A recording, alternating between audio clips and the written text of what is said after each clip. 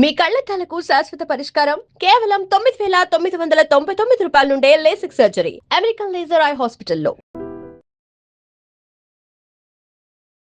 నమస్కారం, welcome to I dream. ధర్మ మార్గం విత్ విజిత కార్యక్రమానికి స్వాగతం.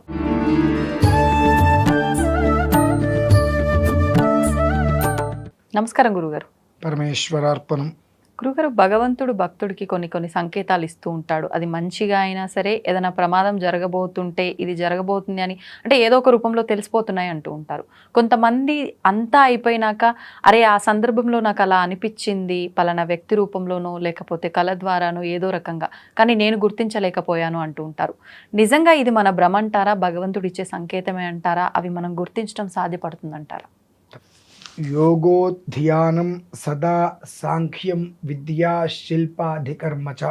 పరమేశ్వరుడు ఎప్పుడూ కూడా నిశ్చలంగా నిర్మలంగా తన పని తాను చేసుకుంటూ ఉంటాడు. తన పని తాను చేసుకోవటం అంటే ఏంటి? తనని ఎవరైతే ప్రేమిస్తారో, తనని ఎవరైతే ద్వేషిస్తారో ఇద్దరిని ఒకేలా చుట్టమే తన పని. ఇద్దరిని ఒక రకంగా చూస్తాడా? ఎందువల్లనంటే ద్వేషించేవాడు నిరంతరం తలుస్తూనే ఉంటాడుగా. పూజించేవాడు కష్టం వచ్చినప్పుడు మాత్రమే తలుస్తాడు. పూజించేవాడి కన్నా ద్వేషించేవాడిని ఎక్కువగా శివుడు ఇష్టపడతాడు.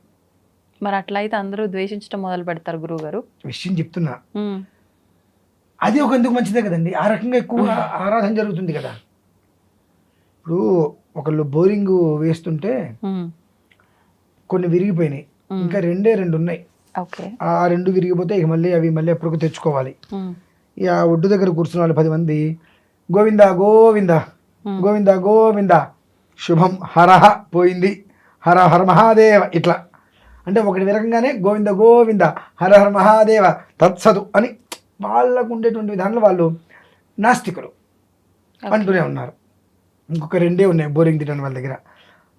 మొదటిదా ఇంకా ఆ రెండిట్లో ఒక దాంతో బోరింగ్ పడిపోయింది. బోరింగ్ పడిపోతే వాళ్ళు ఏడుపు మొదలుపెట్టారు.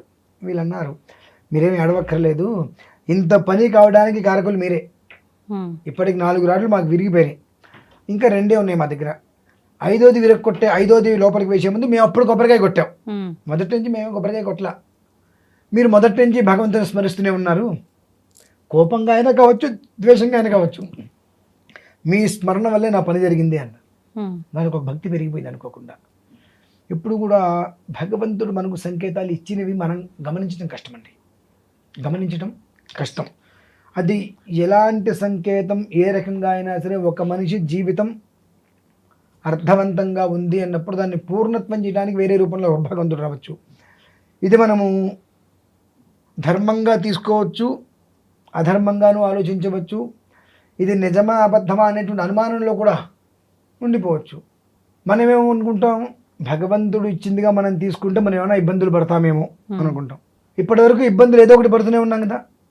ఇబ్బందుల నుంచి బయటపడేయడానికి భగవంతుడు వచ్చాడేమో ఈ రకంగా అనేటువంటి ఆలోచన మనం అంటే ఎప్పుడూ కూడా పాజిటివ్ మనిషిని ముందుకు తీసుకెళ్తుంది, కానీ ఆ దృష్టి రానివ్వదు. ఎందువలన? ఆ పాజిటివ్ అనేటువంటిది వస్తే మనిషి బాగుపడిపోతాడుగా. మొన్న ఒక కార్యక్రమాలు చేశా, ఒకరిని రమ్మని చెప్పాం, వాళ్ళకి ఏదో అనుకోకుండా ఇబ్బంది వచ్చి మేము రాలేకపోతున్నాం మెసేజ్ పెట్టారు. ఇంకొక కార్యక్రమానికి కంపల్సరీ అంటే గురు పౌర్ణమి రోజు నాడు ఒకళ్ళు వద్దామనుకున్నారు, కర్మ ప్రారంభం బాలేక రాలేకపోయారు. ఇంకో కార్యక్రమం చేశాం. ఆ కార్యక్రమానికి వాళ్ళకి బయలుదేరిన తర్వాత ఇబ్బంది వచ్చింది. అనుకోని ఇబ్బంది, బయట రాలేకపోయారు. నాకు ఇట్టని చెప్పారు, నేను కర్మ ప్రారంభం నుంచి మీరు ఇంకా తప్పుకునేటువంటి స్థితి మీకు రాలేదు కాబట్టి మీకు చెప్పిన తర్వాత కూడా దాని ఎందుకు మీరు ఆలోచన చేయి. ఒక రకంటే వెళ్ళకూడదా అనేటు సందిగ్ధం. ఆ సందిగ్ధం మీద మీరు వెళ్దాం అనుకున్నారు కాబట్టి లోపల ఏంటి, వద్దు ఎందుకులే అనే ఫీలింగ్, కానీ ఏమన్నా అనుకుంటారేమో అని చెప్పి సందిగ్ధం. దానివల్ల మీరు మనస్ఫూర్తిగా కాకుండా తప్పనిసరి మీరు సిద్ధపడ్డారు. ఏమైంది? భగవంతుడు ఆటంకంగా తీసుకొచ్చాడు. ఎప్పుడూ కూడా ఒక మనిషి మనకు ఒక విషయం గురించి ఏదైనా చెప్పగలిగాడు అని అంటే మనకి ఏదో రోజులు ఇప్పటి వరకు జరిగినటువంటి రోజులకి తర్వాత జరిగేటువంటి రోజులకి మార్పులు చేర్పులు ఉన్నాయి అనేటువంటిది తీసుకోవటం పాజిటివ్. కానీ మనం మనుషులం కదండి, మనుషులం.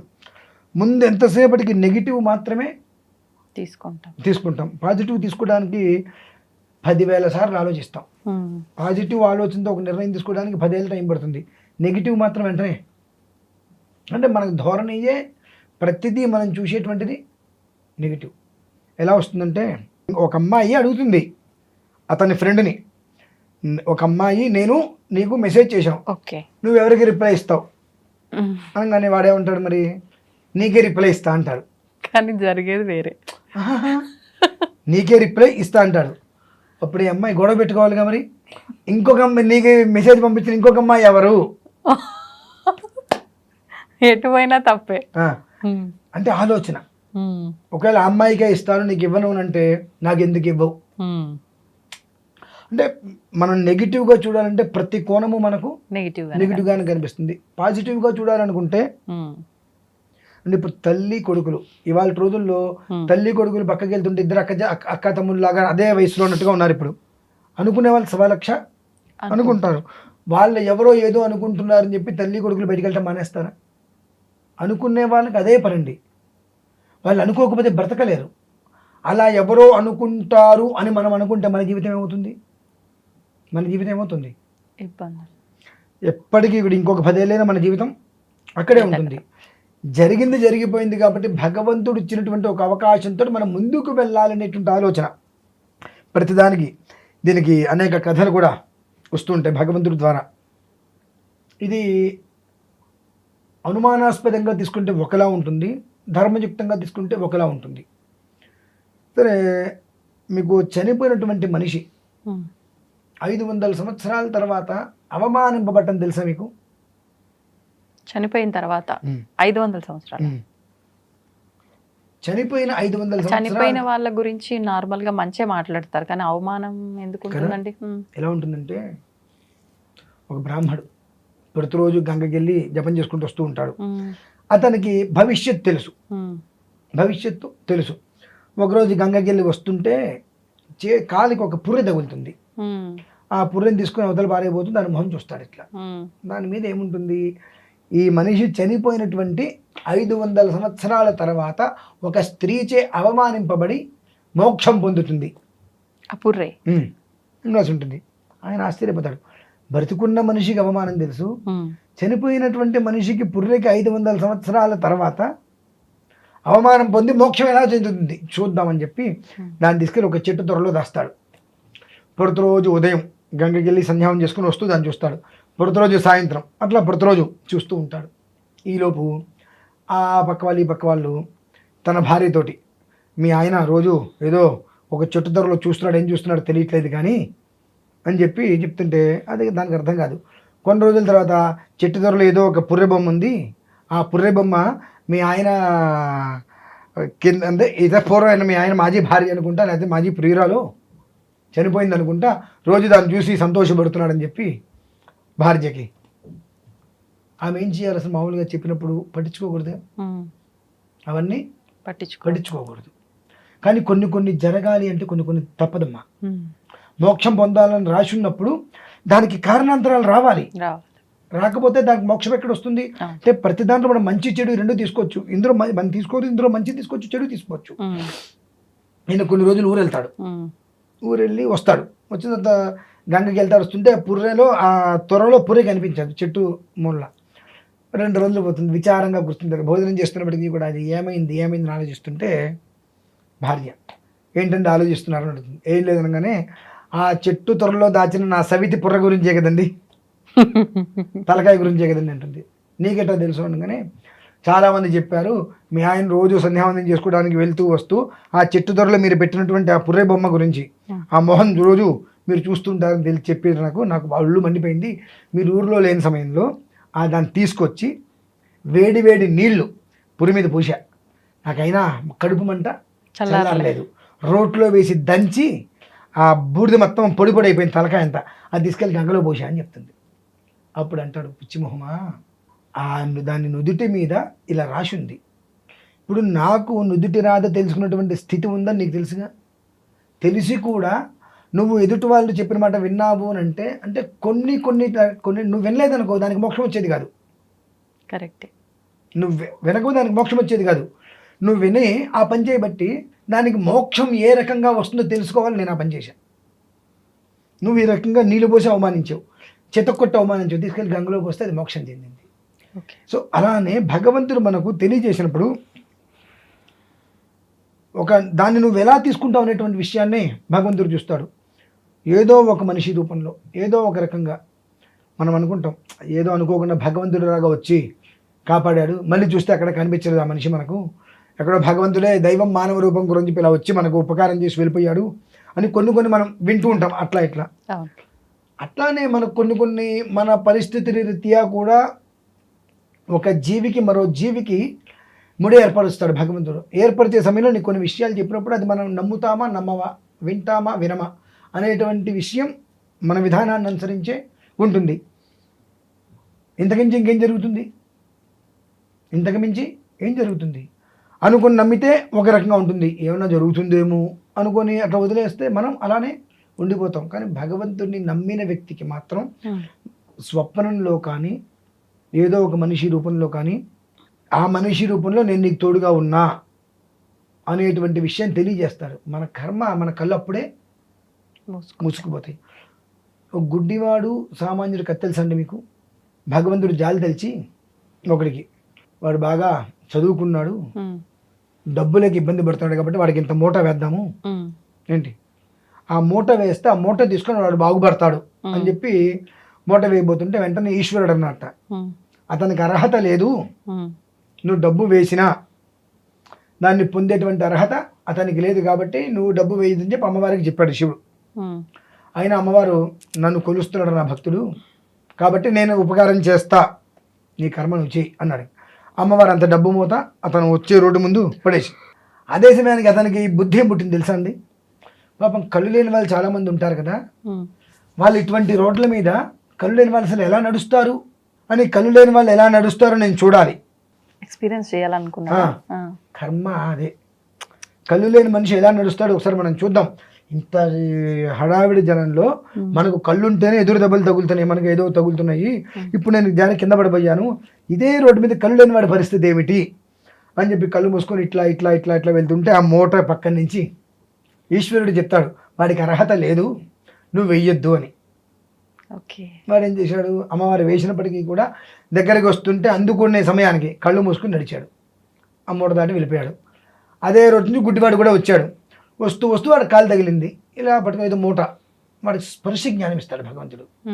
స్పర్శ ఇదేదో విలువైన వస్తువు అని చెప్పి దాన్ని తీసుకెళ్ళాడు, కళ్ళు బాగు చేయించుకున్నాడు, చక్కగా జీవితాన్ని సుఖంగా ఆనందించాడు. కాబట్టి ఏంటంటే మన దగ్గరికి భగవంతుడు ఏదో ఒక సంకేతంగా ఇచ్చినప్పుడు దాన్ని మనం పుచ్చుకుంటే ఉంది ఆనందం అమోఘంగా ఉంటుందండి. అది పుచ్చుకోగలిగినప్పుడు మనస్ఫూర్తిగా నమ్మకంతో మన ఎందు ఎవరుంటారు తెలుసా చెప్పండి? భగవంతుడు ఖచ్చితంగా ఉంటాడు. ఎందువలన? నేను పంపించా, నీకేదో సమస్యో కష్టమో ఏదో ఉంది, నేను పంపించా, నువ్వు స్వీకరించావు, నేను చెప్పింది నువ్వు విన్నావు, అంటే నీ వెనకాల ఇప్పుడు తోడు ఎవరున్నారు? నీ కష్టం ఇంకెందుకు వస్తుంది? నేను అంటే నన్ను నువ్వు ఇష్టపడ్డావు, ఈశ్వర ఈశ్వర ఈశ్వర అని కోరుతున్నావు ప్రతి క్షణము, ఆ ఈశ్వరుడు నీ దగ్గరికి పంపించాడు. దాన్ని నువ్వు కాదన్నప్పుడు నీకు భగవంతుడి మీద ఇంకా దేని మీద నమ్మకం లేనట్టేగా. నీ కష్టం తీరడానికి నేను ఒక ప్రయత్నం చేశా, ఆ కష్టం ఎక్కడ తీరుతుందో నువ్వు కళ్ళు మూసుకున్నావు. ఆ సమయంలో నిజంగా కళ్ళు మూసుకున్నాడుగా దొరికింది, వాడు కళ్ళు బాగు చేయించుకుని జీవితంలో సుఖంగా లోకాన్ని చూశాడు. ఆ క్షణకాలంలో జీవితం బాగుపడేటువంటి యోగం వచ్చినప్పుడు జీవితాన్ని మనం కళ్ళు మూసుకొని చీకటం చేసుకున్నాం, అంతే. అంతా మన చేతుల్లోనే ఉంది. ఖచ్చితంగా అండి, సందేహమే లేదు. అంటే అనుభవాలు చాలామందికి జరిగితవే, చాలామందికి జరిగినాయి, జరిగితే అనుభవించేవాళ్ళు కొంతమంది, అది మంచినా చెడైనా. నేనేమనుకుంటాను, అనుభవం మంచిగా ఉండాలి, కానీ ఇంకో 10 ఏళ్ళ తర్వాత ఉపయోగం ఏముంటుంది? ఇంకా ఇవాళ మనకి ఏదైనా భగవంతుడు అనుగ్రహం కలిగింది అంటే మనం నిలబెట్టుకుంటే 10 ఏళ్ళ తర్వాత మనల్ని కాపాడుతుంది. 10 ఏళ్ల పాటు ఇలానే ఉంటానంటే 10 ఏళ్ళ తర్వాత వచ్చేటువంటిది ఇంకా మనకు శరీరము సహకరించదు, కష్టపడగలమా? ఇవాళ 10 ఏళ్ల క్రితం ఉన్నది ఇవాళ లేదు, ఇవాళ ఉన్నది ఇంకో 10 ఏళ్ళ తర్వాత మనమే ఉండం వాతావరణాలకి. కాబట్టి భగవంతుడు నీకు ఇచ్చినట్టు అనుగ్రహాన్ని నువ్వు ఏ రూపంలో ఇస్తున్నాడు గమనించుకొని దాన్ని స్వీకరించు, జీవితాన్ని మాత్రం చక్కగా మలుచుకోవని చెప్పి భగవంతుడు మనకే అది చాలామంది ఈ వీడియో ఖచ్చితంగా కనుక ప్రతి మనిషి చూస్తే చాలామంది జీవితంలో ఇది అనుభవం జరుగుతుంది. ఏదో ఒక సమయంలో ఏదో ఒక కారణం చేత సడన్గా కొన్ని పదాలు, అది ప్రతి మనిషి జీవితంలో వాళ్ళు ఒక్కసారి మెదల్లో ఆలోచించుకుంటే నిజమా అబద్ధమా, ఏంటిది, నాకు వచ్చిందా రాలేదా, నేను ఎందుకు జడగొట్టుకున్నాను, అయిపోయింది ఏదో అయిపోయింది, ఇప్పుడు దాన్ని నేను మళ్ళీ పునః భగవంతుడు నాకు ఇవ్వు, స్వీకరించి నేను తీసుకుంటా అనేటువంటి పదం ఖచ్చితంగా వాళ్ళు అంటారండి. అది మాత్రం నేను 200% చెప్తాను, ఖచ్చితంగా అది పరిస్థితి. ధన్యవాదాలు గురు. And for more videos, Please subscribe to iDream. Please subscribe to iDream. Please subscribe iDream. And please subscribe to iDream. For more videos, subscribe to iDream. please like, share and subscribe to the channel. Congratulations, iDream. Subscribe to iDream. Subscribe to iDream. So subscribe to iDream Media. iDream ki iDream team andarki huge congratulations. Please subscribe iDream Media. Please subscribe to iDream. Subscribe iDream. Please subscribe to iDream. iDream అంటే నా కళల ఛానల్ను subscribe చేసుకున్న నోరు తిరుగుతలేదు, మీరైతే గంట గుర్తు కొట్టండి. For more such videos, please subscribe to iDream. Subscribe to iDream. Please subscribe to iDream. Please subscribe iDream Media. Please do subscribe to iDream. Please subscribe to iDream Media. For best entertainment and information, please subscribe iDream. And don't forget to subscribe to iDream.